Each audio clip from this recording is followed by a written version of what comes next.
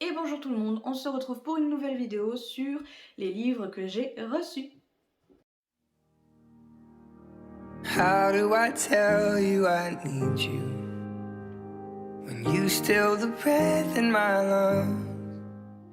Tout d'abord, on va commencer par parler de Lightfall de Tim Probert, publié chez Gallimard, que j'ai reçu il n'y a pas longtemps et que j'ai déjà lu, je l'ai dévoré. C'est un roman graphique qui se présente comme ça, qui est très beau. Vous avez des illustrations magnifiques, un espèce de une couverture un peu genre comme une jaquette. Regardez-moi ça comme c'est joli. Je vais vous montrer quelques illustrations. Les couleurs sont douces, elles sont agréables. Vous avez envie de vous plonger là-dedans. Je vais essayer de vous montrer la petite maison. Oh, regardez-moi ça comme c'est beau. Regardez ça.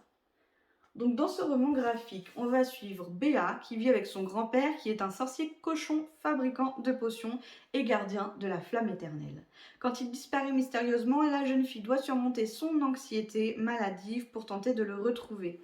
Sa rencontre avec Cad, un galdurien aussi enjoué qu'intrépide, pourrait bien changer le cours de son destin.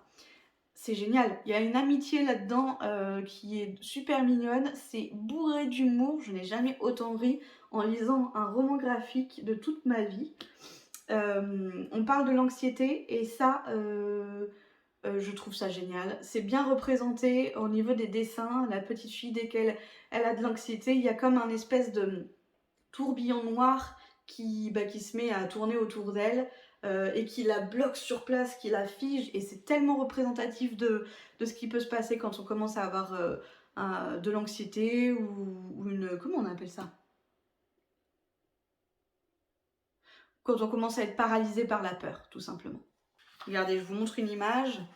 Là, c'est quand elle est carrément paralysée par la peur. Elle a vraiment un tourbillon qui la chope des pieds jusqu'en haut du corps et qui l'empêche de réfléchir et de faire quoi que ce soit. Donc, belle représentation pour l'anxiété sociale. Je vous conseille vraiment de le lire parce que vous passez un bon moment, ça se lit super vite et vous rigolez. Vraiment, c'est un petit moment détente, un petit livre tout doux comme on dit. Et ce livre-là avait été conseillé sur la chaîne Rêve ta vie en lecteur. Je la remercie parce que vraiment, c'est une tuerie, faut le lire. En deuxième, on va passer à Nora Jacobs de Jackie May, publié chez Milady, pardon. Ça, j'ai déjà dû vous en parler. Donc ça, c'est le tome 4. C'est pour finir la saga. On suit une jeune femme qui a subi des choses un peu difficiles et qui, étrangement, attire les hommes, attire tous les hommes de manière, donc oui, très étrange, je viens de le dire. Malheureusement, ça va lui poser beaucoup de problèmes. Et on va suivre cette jeune femme qui va essayer donc de découvrir pourquoi est-ce que les hommes sont attirés par elle de cette manière. Elle va rencontrer des loups-garous, des ogres, des vampires. Et il va y avoir un triangle amoureux dans cette série. Elle est vraiment super bien, elle est bien faite. Je l'ai même conseillé à une amie qui ne lit jamais et elle est en train de dévorer le premier tome. Donc vraiment, n'hésitez pas à le lire si vous ne le connaissez pas. Et si vous le connaissez, et si vous le connaissez et que vous l'avez aimé ou détesté, n'hésitez pas à mettre en commentaire votre réaction.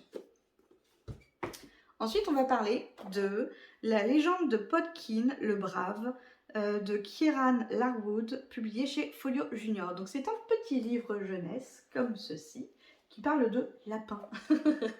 Je vais vous lire la quatrième. Donc Podkin est le fils d'un chef de clan. Il n'est pas encore le héros aux multiples surnoms, le brave oreille tranchée, et préfère s'amuser en toute insouciance avec sa sœur aînée, Paz, et leur petit frère Pouk. Jusqu'au jour où son terrier est attaqué par les Gorms, de redoutables lapins vêtus de métal.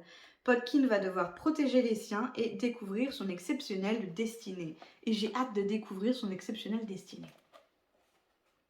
Ensuite, j'ai reçu Renversante. Alors celui-ci, j'ai vraiment hâte de le lire. Là-dedans, on parle du sexisme. Voilà. Ce que les femmes peuvent subir en règle générale, et ben là, ça se retrouve chez les hommes. Et donc, on va suivre un garçon, un jeune garçon, qui subit autant de sexisme que possible. Donc, il n'a pas le droit de mettre de short, il n'a pas le droit de faire ci, il n'a pas le droit de faire ça. On connaît, hein. Et donc on va le suivre tout du long pour savoir ce qui va se passer dans sa vie. Et ça, je pense que ça peut être un coup de cœur. Ensuite, on passe à Les Tourbillons qui m'avait beaucoup plu. Je ne sais plus quelle youtubeuse l'avait conseillé, mais pareil, comme je dis souvent, moi dès qu'on me conseille quelque chose et que ça me tente, je suis un peu faible, je prends. Voilà. Et donc c'est un livre qui va parler du deuil d'un père et d'une jeune fille ou d'un jeune garçon, je ne sais pas exactement, mais qui ont perdu donc la mère ou la femme. Et on va donc suivre ce père et cette fille qui vont réapprendre à vivre après la perte d'un être cher. Voilà. Donc je pense pas que ce soit une lecture très très heureuse, mais je pense que ça vaut le coup. C'est un petit livre, donc ça va se lire très vite. Et vous avez des petites en-têtes de pages qui sont toutes mignonnes. Regardez ça. Voilà. Ensuite, on va parler de Gamine de Emmanuel Ray, publié chez Romandisier Jeunesse. D'ailleurs, là, pour Les Tourbillons, je n'ai pas dit, mais ça a été publié chez Alice Tertio. Et Renversante, est-ce que je l'ai dit? Non, publié chez Medium, l'école des loisirs. Donc, pour Gamine, donc là, on va suivre Judith, qui n'a jamais rencontré de garçon comme lui. Il est beau, mature, sûr de lui, et il a 32 ans. Mais peu importe qu'il ait 2 fois son âge, puisqu'elle est enfin amoureuse, du moins, c'est ce qu'elle croit. C'est un tout petit livre lui aussi, qui doit, franchement, il va se lire, en plus c'est écrit gros avec des espaces, donc il va se lire très très vite. Et ça m'avait bien tenté de lire un livre comme ça sur l'amour qu'il peut y avoir entre deux personnes qui n'ont pas du tout le même âge, qui ont un gros écart d'âge, et surtout quand on est adolescent, et tous les problèmes que l'on peut rencontrer face à ça, face à cet amour. Donc, je sens que ça va être un coup de cœur aussi. Ensuite, j'ai reçu Le Royaume assassiné. Alors lui, je l'attendais vraiment beaucoup. Il m'avait tapé dans l'œil. Déjà, la couverture est sublime. Je pense que, clairement. C'est un bon roman quand même. Hein. Il y a combien de pages il y a? Il doit y avoir 500 pages. Ouais, il y a 500 pages. Il fait 500 pages donc. Et là-dedans, on va suivre une sirène qui est dangereuse et meurtrière. Elle tue les chasseurs de sorcières, n'importe quoi, de sirènes. Et malheureusement, un jour, elle va s'en prendre à l'une des leurs, à l'une des siennes. Je sais pas comment on dit. Elle va s'en prendre à une sirène. Et sa mère va la punir. Pour la punir, elle va la transformer en ce qu'elle déteste le plus au monde, une humaine. Elle va lui dire que pour pouvoir redevenir sirène, il faut qu'elle tue le prince, je ne sais plus qui, comment il s'appelle. Et une fois qu'elle l'aura tué, et elle a une deadline, hein, évidemment. Elle doit le tuer avant le solstice de je sais pas quoi, ou je sais plus quand. Voilà, et pour pouvoir redevenir ce qu'elle était, donc une sirène. Et le prince en question, lui, est un vrai chasseur de sirènes. Et il va découvrir dans l'eau une femme qui est sur le point de se noyer. Et ça va être notre sirène à nous. Il va la sauver et elle va lui promettre de trouver les sirènes et de toutes les tuer. Voilà, sauf qu'on ne sait pas si elle joue un double jeu. Est-ce que c'est pour le tuer justement qu'elle lui dit ça pour mieux l'amadouer, ou si elle a une profonde haine envers sa mère et les autres sirènes et qu'elle va vraiment l'aider. Donc ça va être une romance évidemment et elle a l'air palpitante. Ensuite, j'ai pris Le Royaume des damnés en hardback. Je l'ai trouvé en hardback chez la Fnac. Regardez-moi ça, comme c'est beau. Vous avez une carte. Hop. Il est splendide.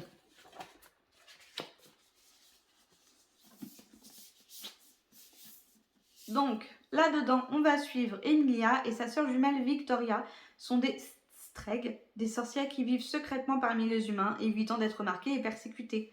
Un soir, Victoria manque le service du dîner dans le célèbre restaurant sicilien de sa famille. Peu après, Emilia découvre le corps de sa sœur bien-aimée profané au-delà de toute croyance. Dévastée, elle entreprend de retrouver le meurtrier de Vittoria et de se venger à tout prix, même si cela implique l'usage de la terrifiante et interdite magie noire.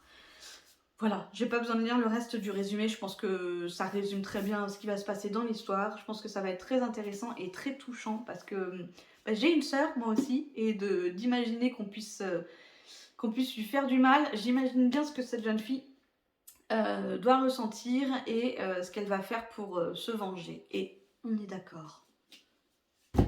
Ensuite, un livre qui a été fortement recommandé par une youtubeuse et je ne sais plus qui c'est. Je crois que c'est Kimi Collection ou La Bouquinade, mais je pense que c'est Kimi Collection. C'est Le Faiseur de rêves de Lenny Taylor, publié chez Lumen, comme ceci. C'est un gros pavé. J'ai pas précisé, mais mais j'ai rien précisé du tout en fait. Qu'est-ce qui m'arrive? Le Royaume assassiné, c'est de Alexandra Christo, publié chez De Saxus. Pour Le Royaume des damnés, pardon, c'est de Kerry Maniscalco et c'est de Saxus aussi. Et enfin, donc pour Le Faiseur de rêves, c'est de Lenny Taylor, publié chez Lumen. Je viens de le lire, je me répète, je suis vieille. C'est pas vrai. Je vais pas vous lire le résumé parce qu'il est beaucoup trop long. Si vous voulez savoir de quoi parle ce livre, eh ben, allez lire le résumé vous-même. Voilà, il est beau, il paraît qu'il est bien, c'est une romance et c'est tout ce que je sais. Voilà. Et en dernier, on va parler de La vie invisible d'Adi Larue de V.E. Schwab, publié chez Lumen, encore une fois. Il est vraiment très beau ce livre aussi. Vous avez en fait la couverture, la jaquette de la couverture, on va dire, est un papier calque. Voilà. Donc le livre se présente comme ça. Hop. Ah, je vais y arriver. Je sais qu'il y a de belles en-têtes de chapitres. Regardez. Il y en a d'autres, hein, il y a d'autres formes, voilà. Là-dedans, donc dans ce livre, on va suivre une jeune femme qui veut vivre éternellement, quelque chose comme ça, et qui va passer un pacte avec le diable, ou je ne sais plus qui. Et donc elle va pouvoir être éternelle, mais en échange, les gens ne rappelleront pas d'elle au bout de 24 heures, quelque chose comme ça. Sauf un jour où un jeune homme va se souvenir d'elle. Et voilà, on va suivre cette jeune femme dans toutes ses péripéties. Et j'ai hâte de le lire aussi, mais je m'aperçois que ça va être il fait 700 pages. Ça va être une grosse lecture, une longue lecture, je pense. Et c'est fini pour ce petit j'ai reçu. Tout ce que j'ai reçu en livre. J'en ai d'autres qui arrivent, donc je vous les présenterai pour une prochaine vidéo. Je vous remercie d'avoir regardé. N'hésitez pas à vous abonner, ça me soutient vraiment, à laisser un commentaire et à liker. Et puis nous, on se revoit pour une prochaine vidéo. Des bisous!